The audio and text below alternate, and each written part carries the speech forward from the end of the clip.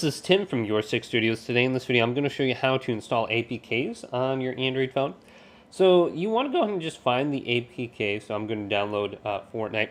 Now, most of the time when you download the APK from the website, so this one you can see, this one I can just tap download now, or I can get on the Google Play Store here too.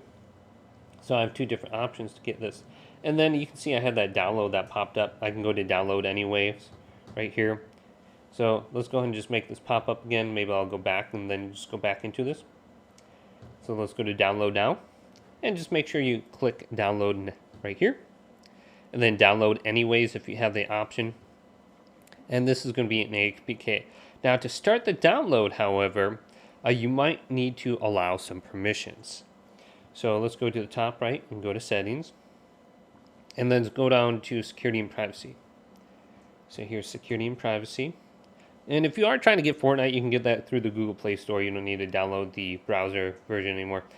So under here, we are looking for the option for more security settings. And then there should be an option in here for install all known apps. Click this. Now, whatever browser you're using, I'm using this one on the top here. I can just click it, and this will allow me to install unknown apps through that source. So you can do this in pretty much every other area. And if you're downloading Epic Games, make sure you allow that source too.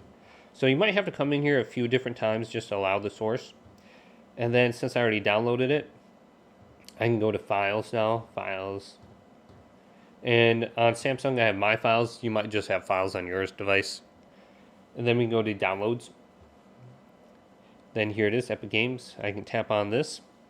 And then I can go to Update. And I should be able to install whatever APK I just downloaded now onto my Android phone. Just log in here, accept the permissions, and you should be good to go. So this is going to set up. Hopefully this video did indeed help you out.